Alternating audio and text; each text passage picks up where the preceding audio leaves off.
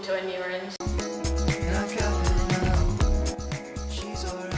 That I basically did on Facebook, just to see how many people I could get, so I invited all of my contacts to simply wear orange for the day and then post photos of themselves wearing orange onto the event page. It's just a comment on how much advertising, and it's also a continuation of Daisy in the Triangle. So when I was sharing the video of the photos that I got, I wanted it to be really big and like come at you without kind of a warning, just as if it was an advert that was intruding your day kind of thing. So people came in and everyone started to look around. The lighting was pretty much like this, apart from there was no projection piece here, so maybe a little bit brighter. Gradually everyone kind of started to turn around and look over here.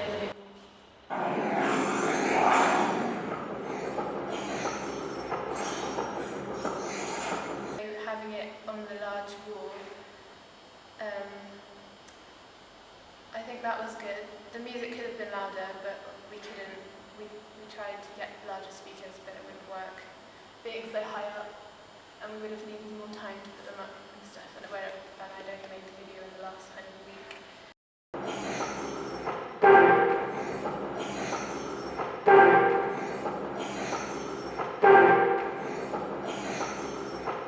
I didn't really get any immediate feedback.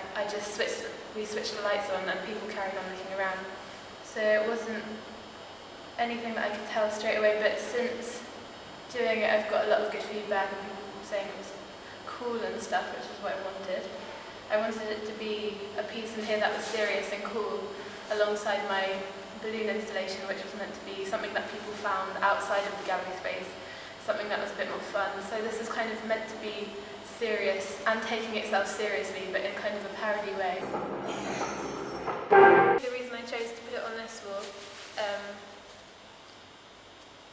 because people were coming in from this door, and the other pieces, we kind of had to fit the other pieces around my video because this is the only thing I was showing and it was only for 1 minute, so that's why I chose it to be this big. Because originally I was going to have it quite small, on a small screen with headphones, so it was quite interactive and like personal. But I wanted everyone to be kind of encapsulated by it at the same time. In terms of working, how it works next to these pieces of work, I think it kind of took up the space it needed to in the time that it needed to, and afterwards the lights were switched on to the other pieces. What was interesting was Nicole's orange sculpture in the corner. Someone said to me afterwards that they thought that it was my piece because of the way they kind of, the shapes and colours linked together. Obviously Daisy in the Triangle is orange and a circle, and this kept flashing up in the video, and then afterwards this sculpture was turned on, the light was turned on in the corner. So yeah, it was interesting to see how that worked. I'm not sure if that was a good thing or not, because obviously it wasn't meant to be a link, but I think aesthetically it worked quite well, and it was interesting that people then kind of made this mental connection.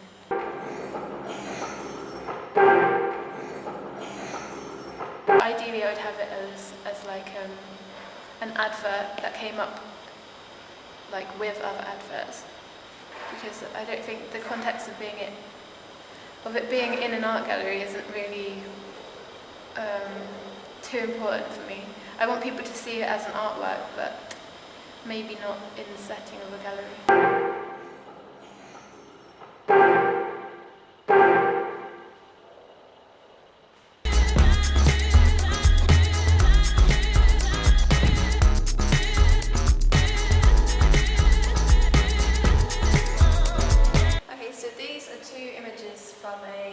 Photographs called Sculpture in a Pocket, which is something that I felt was really important to include in the exhibition, as it was really the starting point for the work that I've been producing here in Réunion.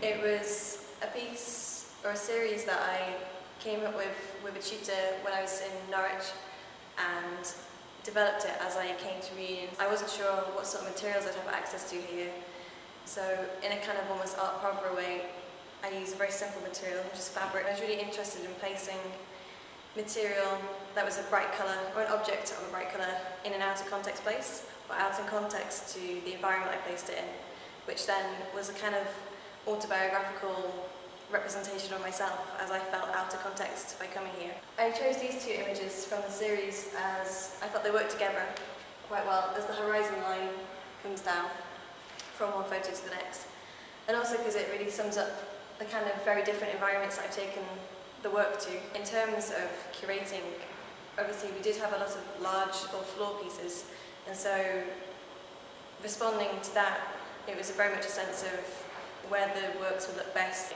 relating to the other objects. We had Davina's installation piece, which was a video projection, and to have something slightly of a different visual aesthetic to accompany that.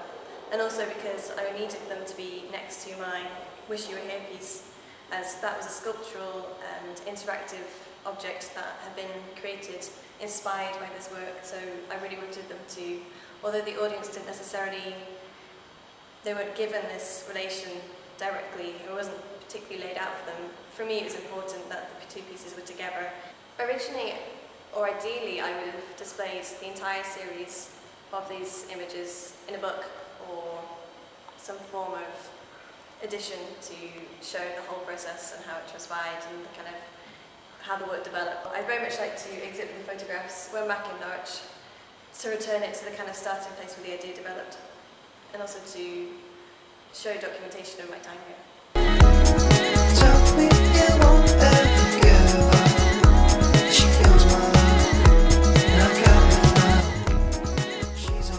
So this is my piece called Wish You Were Here, which was inspired by the sculpture in the pocket imagery. I was very interested in how I had manipulated the fabric in the images to create this kind of sculptural form and that everything it represented.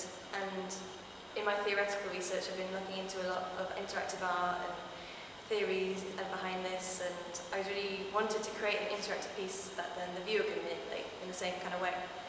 So I created this large fabric sculpture. You can just sit on it or play with it or jump on it or anything, and as the course of the show goes on, the shape will constantly be changing and take on the form that then is left behind by the viewer after their interaction. By people interacting with it, they then become part of the artwork. And then to the viewers who don't interact and are looking at people interacting, the people who are interacting are very much the art as much as kind of becoming a form of the artist, because they are forming the shape that will be left behind. I mean, that's where the title came from. I called it Wish You Were Here because not only did the theme to the Erasmus theme of the exhibition, that's what you would say to people when you go away for a long period of time, or you go to abroad, you say, oh, I wish you were here, that kind of sense that I'm in a different place. But also because I wanted people to sit on it and interact with it, and then once they'd left, then the shape that they'd made would be left behind. So it's kind of the dialogue between the sculpture and the viewer.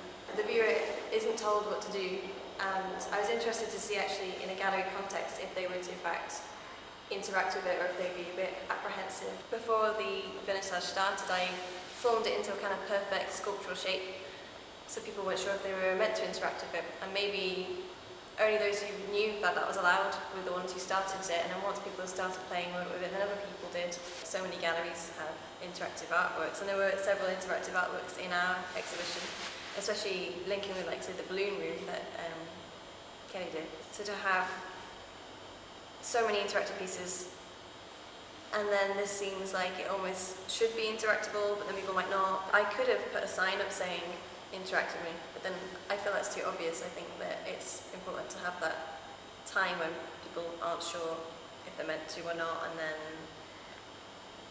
kind of like as a social behaviour experiment, especially with it being such a kind of playful form. It's very much about the temptation of wanting to and whether or not they'll actually go forth and do it. When the gallery was full, people were very cautious about it. When the gallery emptied out a lot, and it was, or in the days that followed the vernissage, people came in and really let go and played with it, and the teachers came in and were really enjoying it, and that was quite fun to see the two. Me and Kelly creating a collaboration of orange and blue. All of my works at the moment have been very brightly coloured, and the bright colours are out of context, and that's a very important kind of portrayal of expression that I've been doing substitute for not being able to fully express myself through language. So I needed it to be a bright colour, and then blue was just naturally formed from this collaboration. Aesthetically, it works well with the other pieces in the gallery because there's blue and orange present in my photographs, and then with my sculptural piece that's orange. The whole kind of advertising scheme we did was blue, which we did lots of like psychology, colour research into. There's lots of ideas about stability, and people feel at ease with blue. Should I have chosen a colour such as orange, which signifies a kind of more sense of fun, perhaps people would have interacted with it a bit more.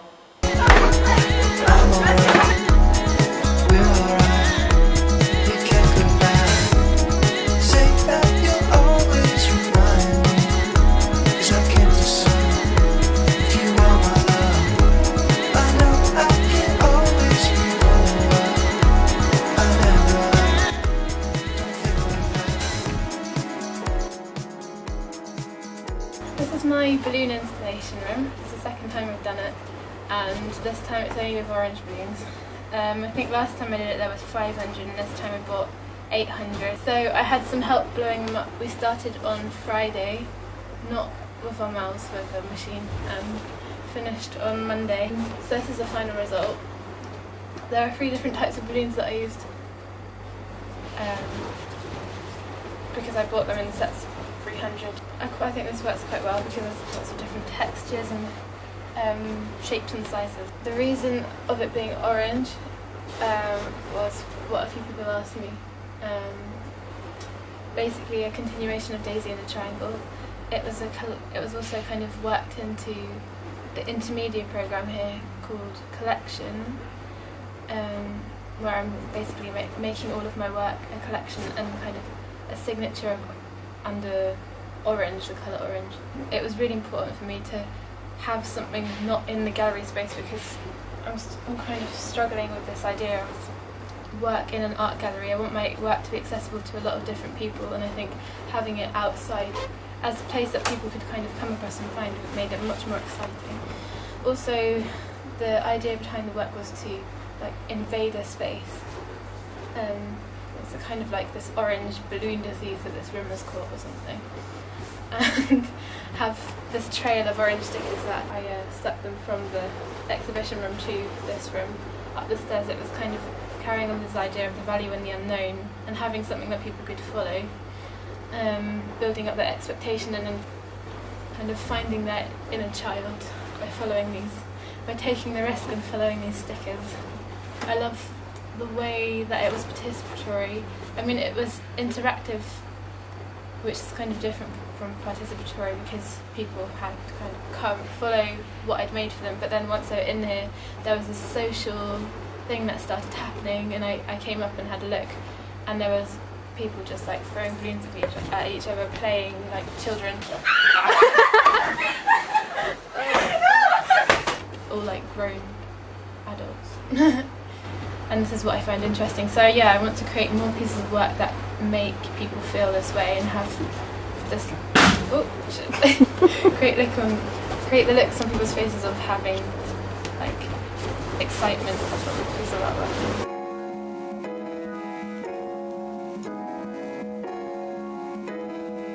Okay, so this is a piece in 2 parts really. This is the original documentational photograph of when I took this sculptural piece to the savannah. I was placing Silkario and placing brightly coloured and strange objects in places out of context to kind of signify self-expression or making a mark that I've been there. It's all about kind of the language and the dialogue between the piece and the place, and then the viewer in the piece. All of my art is very much about my experience here and the places I go, and so by giving the viewer this kind of experience of a place as well, in the context of the gallery, like taking the piece to the savannah was putting it out of context in the savannah, but here I put the savannah out of context in the gallery.